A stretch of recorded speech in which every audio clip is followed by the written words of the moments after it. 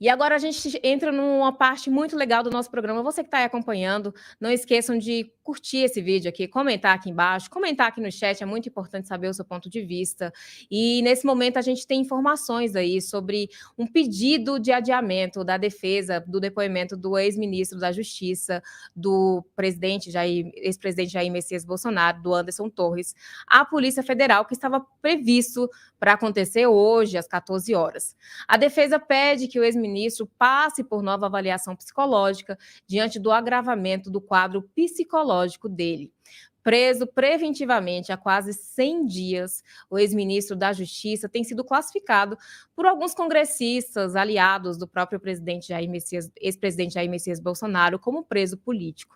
E para trazer detalhes sobre essa prisão, sobre o possível adiamento do depoimento do Torres e também sobre detalhes dos próximos passos da defesa, os próximos passos que a defesa pode adotar nessa questão da prisão do Torres e do pedido de soltura dele, nós trouxemos aqui ao meio-dia em Brasília o jurista e ex-ministro da AGU, Fábio Medina Osório, que já está aqui com a gente. Tudo bem, doutor Fábio? Satisfação falar com você, Kis Vasconcelos, e com o público do Antagonista. Obrigada pela gentileza, obrigada por vir aqui, doutor Fábio, trazer detalhes sobre isso. A todo esse questionamento, esse final de semana foi divulgado um novo laudo aí que aponta que a situação do Anderson Torres não está nada favorável, né? Ele está bem ruim de saúde, inclusive com agravamento do quadro psicológico dele, aí uma depressão profunda, há diversos apontamentos aí para crises de choro, crises de ansiedade. No entanto, parece que o relator do caso não promete flexibilizar a questão da prisão dele. Como é que está isso, doutor Fábio? Pode contar para a gente, por gentileza? Bom, em primeiro lugar, eu posso fazer uma avaliação geral sobre essa situação na condição de jurista. Eu não integro a banca de defesa do Anderson Torres, acompanho na condição de jurista toda essa situação e acredito que o ministro Alexandre de Moraes, o Supremo Tribunal Federal, tem exercido um papel de extrema relevância no combate aos atos antidemocráticos, na defesa do regime democrático brasileiro, assim como o Procurador-Geral da República, Dr. Augusto Aras, também o ministro da Advocacia Geral da União, Jorge Messias, as instituições brasileiras como um todo. É importantíssimo proteger o regime democrático brasileiro e combater com firmeza os atos antidemocráticos. No caso do Anderson Torres, eu me ative a uma análise já em diversas ocasiões aqui no Antagonista quanto aos fundamentos da decisão que decretou a prisão preventiva dele e, posteriormente, agora, mais recentemente, a decisão que denegou a soltura do Anderson Torres, principalmente à luz da jurisprudência do Supremo Tribunal Federal quanto às medidas cautelares restritivas da liberdade. O que me chamou a atenção foi um conjunto de fundamentos dessa decisão, externando aqui o respeito e admiração que eu tenho pelo ministro Alexandre de Moraes, que é um dos maiores ministros da história do Supremo Tribunal Federal, um dos grandes constitucionalistas do direito brasileiro. Nesse caso, o Anderson Torres já não exerce nenhum cargo, uma vez solto, que possa influenciar na coleta de provas. E um fundamento que foi exteriorizado na decisão foi o fato de que ele, isso já foi vazado também na imprensa, me parece, que não teria entregado o celular que ele tinha nos Estados Unidos. Daí decorreu uma presunção de que teria destruído o celular, ou uma suspeita.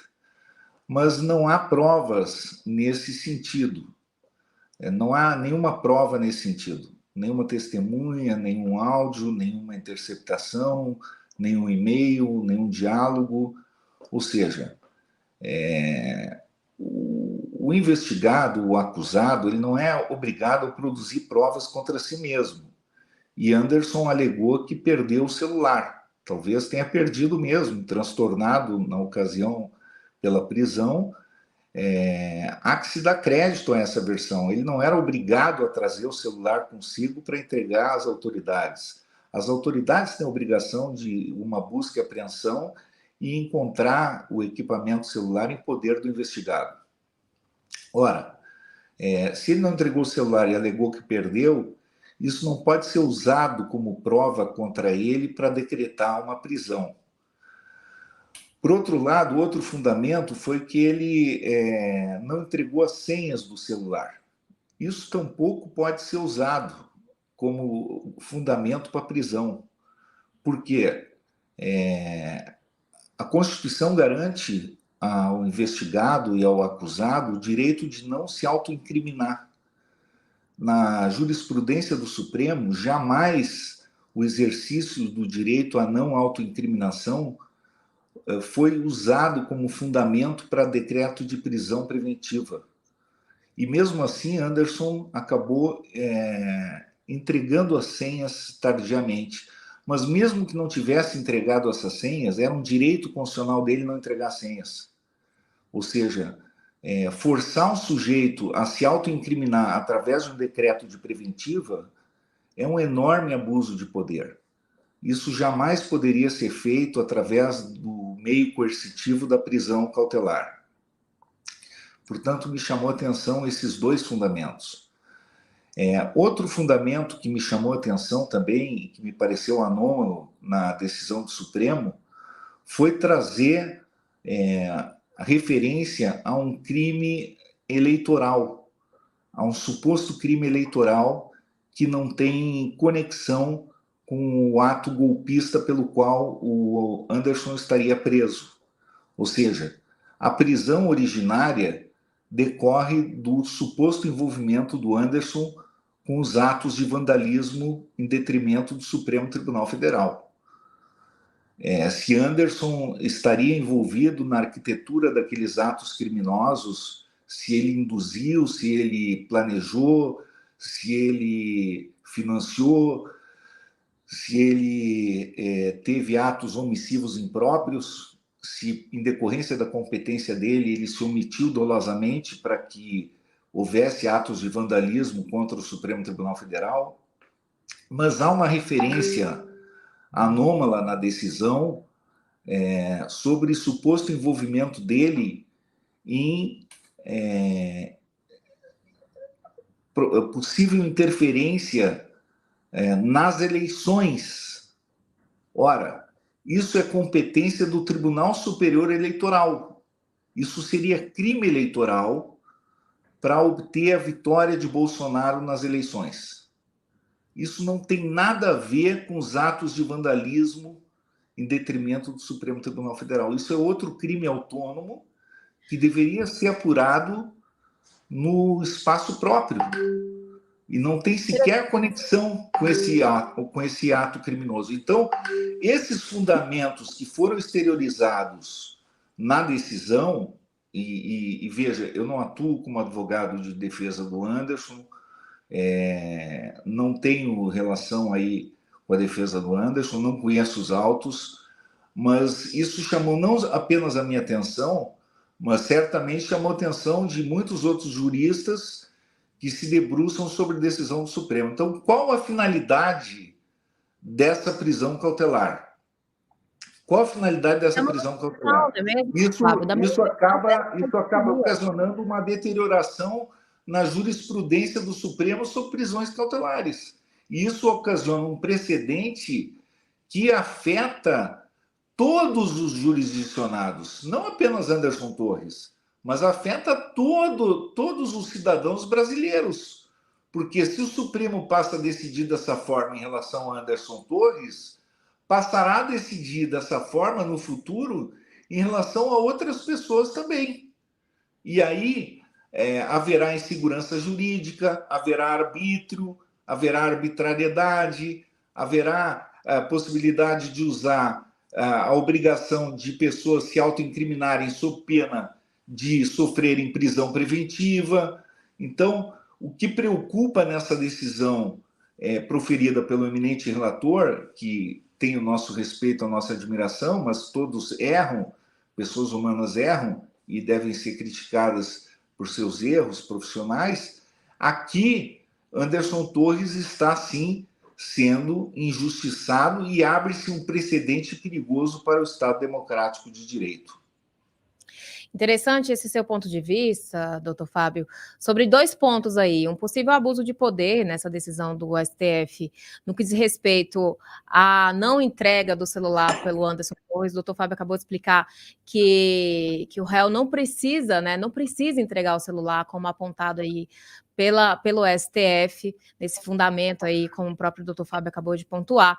E também esse possível envolvimento ligação de crime eleitoral com essa decisão dos atos do dia 8, como se tivesse colocado 2 processos em um só, pelo visto. Tem aqui 2 perguntas, doutor Fábio, vamos botar aqui na tela. O primeiro é do professor que virou sardinha, coloca na tela. Ele botou o seguinte: só vão soltar o Torres quando ele incriminar gravemente o Bolsonaro. A visão dele sobre esse assunto aí, na avaliação dele, há uma possibilidade do Torres ser solto quando for incriminado. Quando ele incriminar, aliás, gravemente o Bolsonaro. Há também uma pergunta aqui da Tatá Macedo. Ela perguntou o seguinte: será que o ministro Alexandre não está exagerando em manter a prisão? Qual a sua visão sobre esse assunto, doutor Fábio? No Supremo Tribunal Federal, houve muitas críticas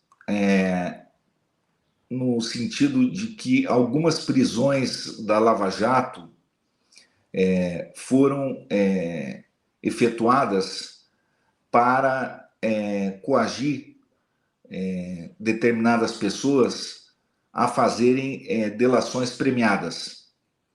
O ministro Gilmar Mendes foi uma das vozes críticas, com muita lucidez, nessa direção.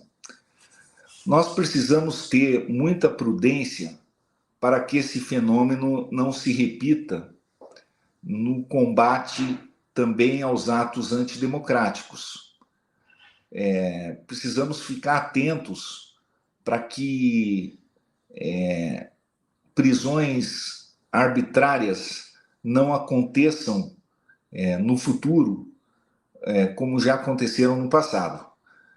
No caso, os fundamentos que nós identificamos nessa prisão do Anderson Torres, e repito, o combate firme e rigoroso aos atos antidemocráticos pelo Supremo Tribunal Federal, pelo ministro Alexandre de Moraes, pelo Procurador-Geral da República, que, aliás, se manifestou, neste caso, pela soltura de Anderson Torres, e aqui é um outro problema, porque a lei anticrime proíbe prisões ex officio, e o Supremo Tribunal Federal ainda não se pronunciou sobre isso, sobre essa constitucionalidade da prisão ex officio, sendo que o Superior Tribunal de Justiça tem já jurisprudência no sentido de que a prisão ex officio, a prisão preventiva ex officio, é incompatível com a lei anticrime.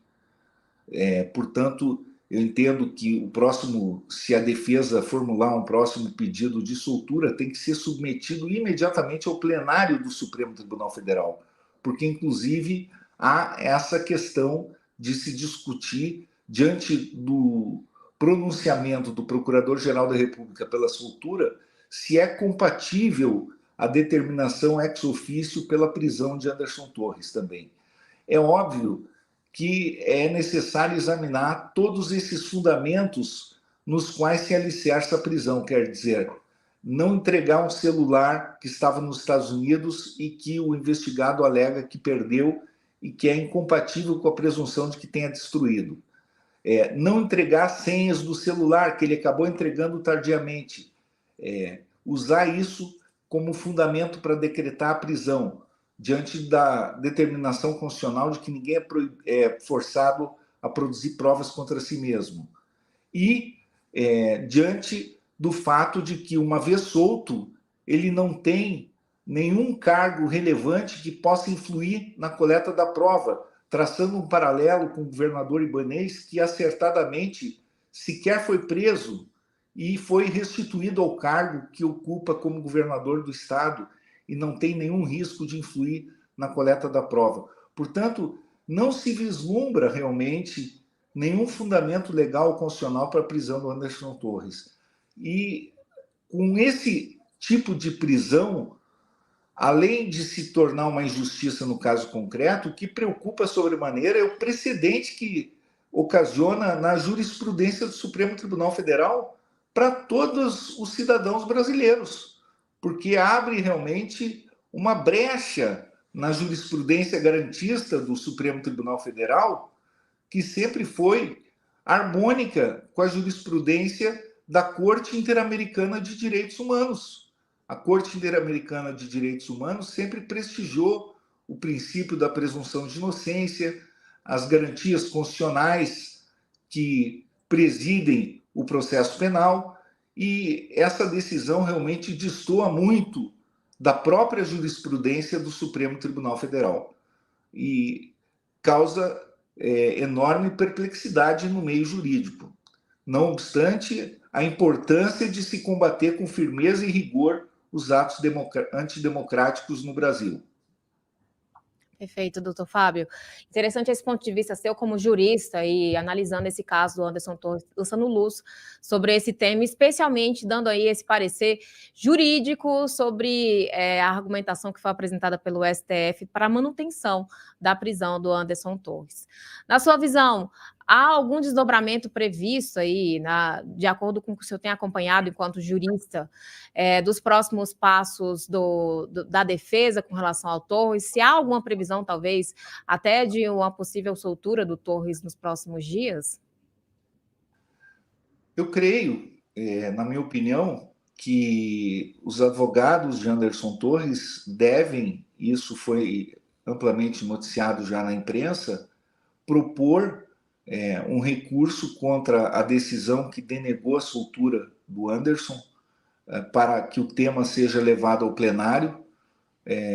Talvez, e é sempre natural que isso ocorra, o próprio ministro relator possa refletir melhor sobre a decisão tomada ou levar aos seus pares o assunto para que o colegiado delibere e se pronuncie sobre isso. Um ponto objeto de reflexão é justamente a deterioração da saúde do Anderson Torres e a forma como a prisão vem impactando no seu estado emocional. Porque realmente uma prisão arbitrária sem fundamento legal ou constitucional, ela deteriorando o estado anímico, o estado psicológico da pessoa, a qual finalidade ela serve? Como se disse aqui, se obter uma delação, veja, a pessoa está alvejada por uma finalidade metajurídica que não é própria da prisão, porque a própria delação ficaria viciada, não seria uma delação voluntária. A gênese da própria delação é a voluntariedade. A prisão não serve a esse fim. Portanto, a Constituição garante que a pessoa responda ao processo em liberdade. No caso do Anderson Torres, sequer processo ele está respondendo. E o Procurador-Geral da República, que é o titular da ação penal, opinou para que ele respondesse em liberdade a essa investigação. Portanto, nós estamos numa situação muito anômala, porque a lei anticrime prevê que a prisão tem que ser requerida pelo titular da ação penal. O titular da ação penal é quem denuncia ou arquiva a investigação. Imagine se o titular da ação penal, ao final, resolvesse pelo arquivamento, porque ainda não chegou ao final a investigação, e a prisão fosse mantida. Que situação esdrúxula que nós chegaríamos nesse caderno investigatório. Uma prisão mantida com o titular da ação penal requerendo o arquivamento.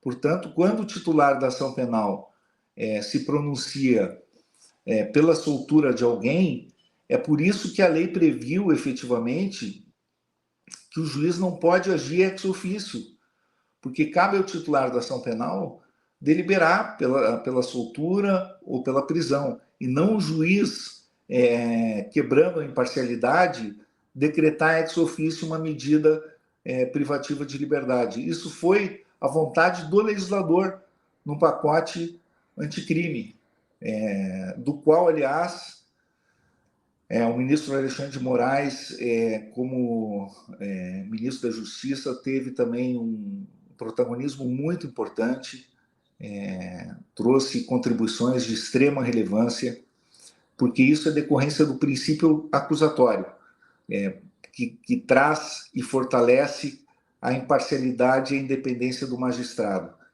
Portanto, realmente é um contexto que eu digo fortalece os precedentes do Supremo Tribunal Federal. Quando nós refletimos sobre um caso concreto no direito brasileiro, nós temos que pensar na teoria dos precedentes. Sempre temos que pensar na teoria dos precedentes. Por quê? Porque um caso concreto solucionado pelo Supremo Tribunal Federal estabelece um paradigma, estabelece um precedente que se aplicará para as demais pessoas, para qualquer pessoa, de qualquer coloração político-partidária. Se aplicará para outras pessoas, para outros personagens no futuro. Portanto, esse caso é emblemático, porque ele significará uma jurisprudência do Supremo. E está traduzindo uma guinada na jurisprudência do Supremo. Esse caso do Anderson Torres me preocupa muito, porque traduz uma guinada do Supremo em termos de garantias constitucionais, porque está permitindo que agora o Supremo use o direito de não se autoincriminar como fórmula para forçar prisões preventivas. Isso é gravíssimo do ponto de vista dos direitos humanos e de um novo parâmetro que o Supremo está utilizando para decretar prisões preventivas. Perfeito. Doutor Fábio, muitíssimo obrigada por sua gentileza, obrigada por vir ao meio-dia em Brasília, trazendo aí essa visão jurídica sobre a prisão do Anderson Torres. A gente tem acompanhado aí na imprensa esse agravamento do quadro de saúde do ex-ministro da Justiça, tem acompanhado também algumas articulações da defesa na tentativa de soltar o Torres, especialmente diante desse agravamento do quadro. Foram mais de 10 quilos perdidos aí, só com essa prisão, fora uma situação de ansiedade, choro frequente, tudo isso tem sido divulgado, inclusive comprovado por um laudo médico que foi divulgado. E a gente segue acompanhando aí para saber se nos próximos dias haverá um desdobramento sobre esse caso. Obrigada pela gentileza, obrigada por vir ao meio-dia em Brasília. Obrigado, Kis Vasconcelos. Parabéns aí pelo teu trabalho à frente do antagonista. Muito obrigado. Obrigada, doutor Fábio.